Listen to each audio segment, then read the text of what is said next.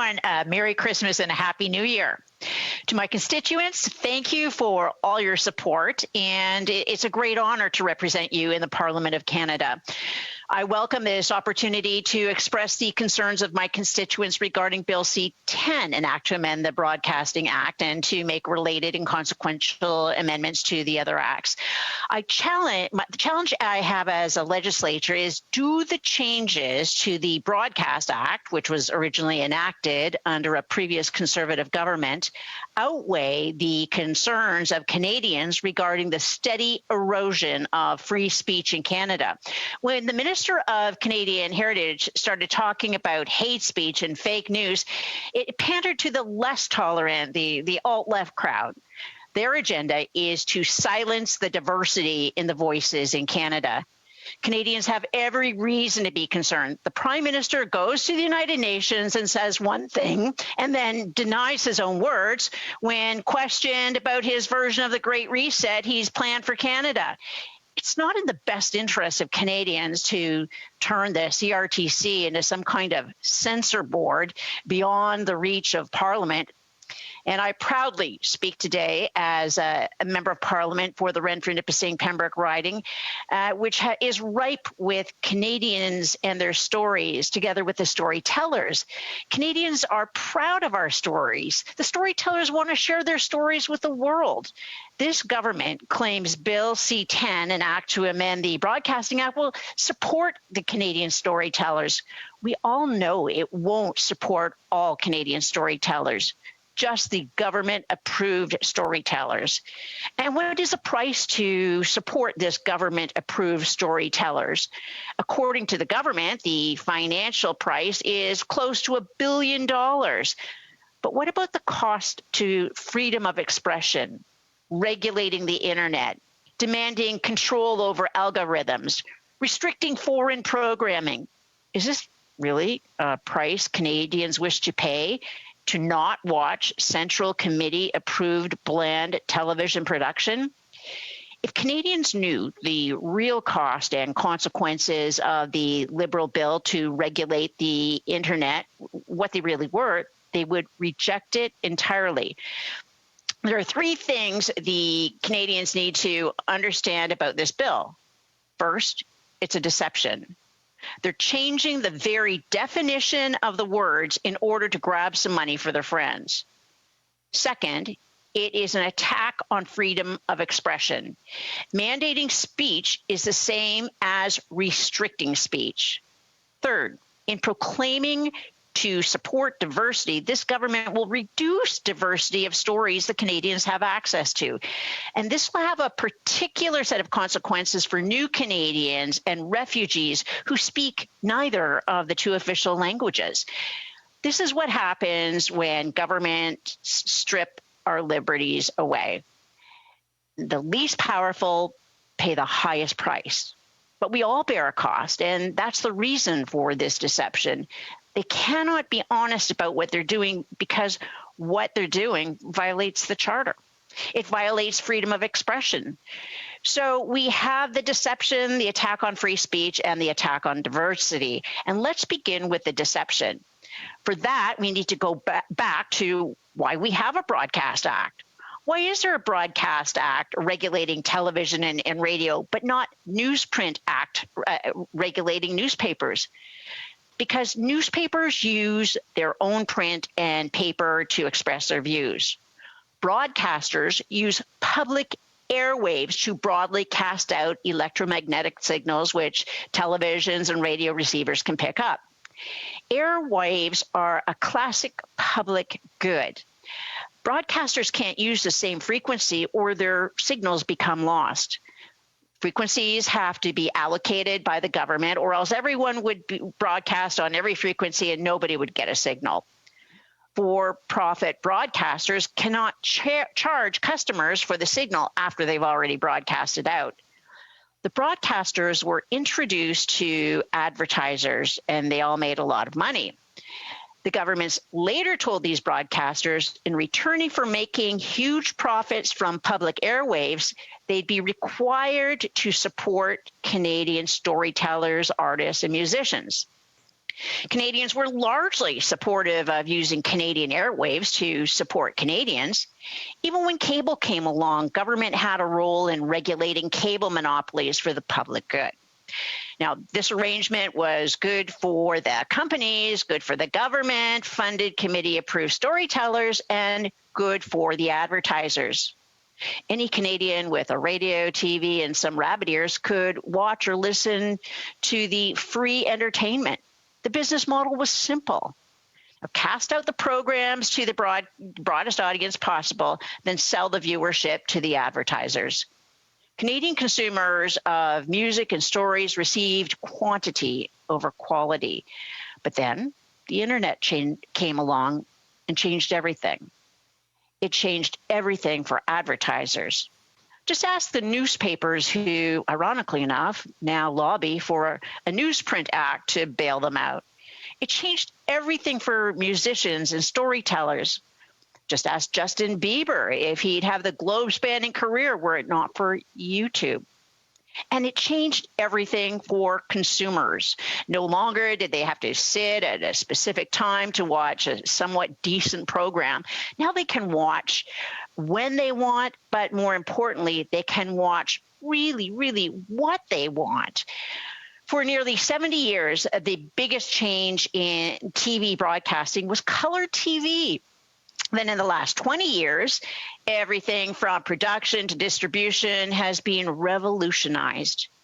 In response to this tremendous revolution in technology and entertainment and in opportunities, in response to all the change, this government's only play is to fall back on a 70s era protectionist talking points and slap a 1930s era legislation on a 21st century technology.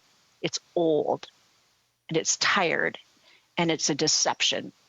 These companies don't use public airwaves to broadcast out a signal. It's ridiculous to call them broadcasters. The only reason they're doing it is to stretch the justification of regulating public airwaves into a justification for regulating private viewing. Now, as I said in my initial remarks, they have to commit this deception to hide the truth. This is regulating expression. It's a limit on speech. Our freedom of speech and our freedom of expression are not just about the right to be heard. It's also about the right to hear, to listen, to see, to understand. It's a human right, not a Canadian privilege. What is a privilege is to live in a time and a place where we can experience stories from any human on earth. The internet has turned all of us into both broadcasters and receivers. This government seeks to regulate that. It seeks to control it. It wants to put the toothpaste back into the tube and turn the clock back to the 70s. They want to bring back the beachcombers, but it's not going to happen. It's 2020. And if there's ever been a year when Canadians appreciate the ability to watch what they want when they want it, it's now. This government has a different plan. They want to regulate what you can watch. They want to charge a tax on these streamers to even have the opportunity to offer Canadians any kind of programming. Madam Speaker, these new taxes and regulations will cut Canadians off from a growing, rich, diverse array of new streaming services from all across the world. The Liberal attack on freedom of expression is an attack on diversity. And the Liberals claim this tax will help them fund a new film school of grads with diverse backgrounds. But what about the thousands of diverse Canadians who lose out? Does this Liberal government really believe an Indian Bollywood streaming service is going to stay in the Canadian market if it's required to produce an unprofitable amount of programming? The grandmother who recently arrived on a family reunification visa, sure better hope so. She might be in luck due to the millions of Canadians who watch those films. But what about new Canadians from different countries? Will every foreign language streaming service in every country be required to produce Canadian content? Okay, Madam Speaker, I see you signaling. Thank you for your indulgence. I'm sure the honourable member will be able to add more during questions and comments. Questions and comments, the honourable parliamentary secretary to the government House Leader. Yes, thank you, Madam Speaker. Bill C-10 is a good piece of legislation amending the Broadcasting Act. We need to recognize that things have changed since many of the shows that the member has referenced. And when you factor in things such as the internet and the importance of ensuring that there is Canadian content, I think that the member needs to get a better realization in terms of just how important it is for the Government of Canada to recognize that Canadian content matters to Canadians. And we do have a role, and Bill C-10 is going to ensure that there is an ongoing role. And I'm wondering if the member could be fairly clear and a little bit more transparent in terms of what she believes. Does she believe that, for example, CRTC and the Government of Canada have any role in ensuring Canadian content? The honourable member for Renfrew-Nipissing-Pembroke. Thank you, Madam Speaker. My colleague, who doesn't realize we're on C-10, not C-210, it doesn't seem to understand either that it is a bit like apples and oranges. This government can pass a law renaming oranges as online apples, but it won't cause the oranges to grow in Canada. It's not just the diversity of languages, but the diversity of genres. There are streaming services for anime and horror, for documentaries and classic movies. It's going to be quite a challenge for a classic movie service to produce new Canadian content.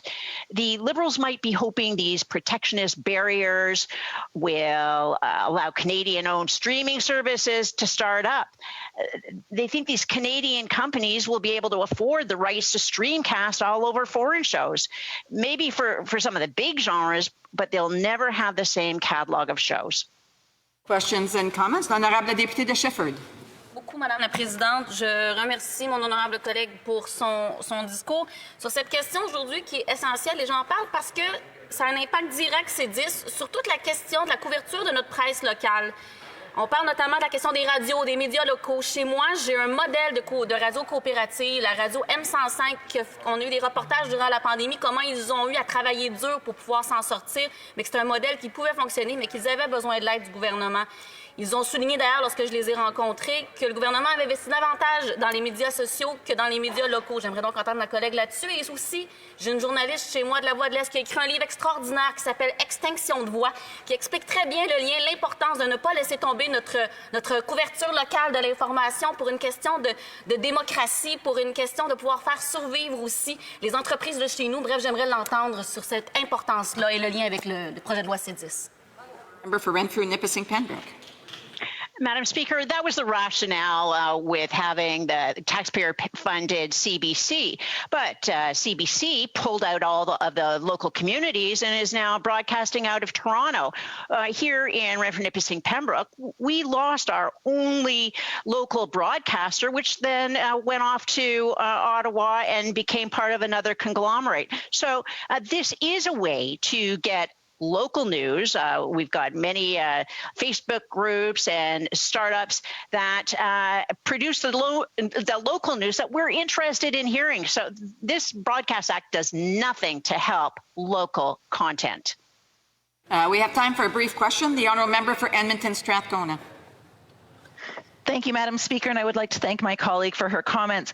She just spoke about CBC and the fact that CBC is no longer in local communities, and I wonder if she would be supportive of contributing more funding to the CBC and doing more to protect our cherished public broadcaster so that they don't have to minimize their participation in our local communities, but they also don't have to resort to tandem broadcasting on our public platforms. Well, the member for Renfrew-Nipissing-Pembroke. Well, Madam Speaker, what I'd really like to see is perhaps a CBC station back at the empty radio station that we have right now. And insofar as wanting to fund more to CBC, I think that they're already rebroadcasting CNN, and they're not doing anything with the money they have right now. They're just copying other news from the States. So we might as well be watching those other stations since they're not putting any original content on. Resuming debate, the honourable member for Caribou Prince George. Thank you, Madam Speaker. It's an honour to rise and speak on Bill C-10, an act to amend the Broadcasting Act to make related and consequential amendments to other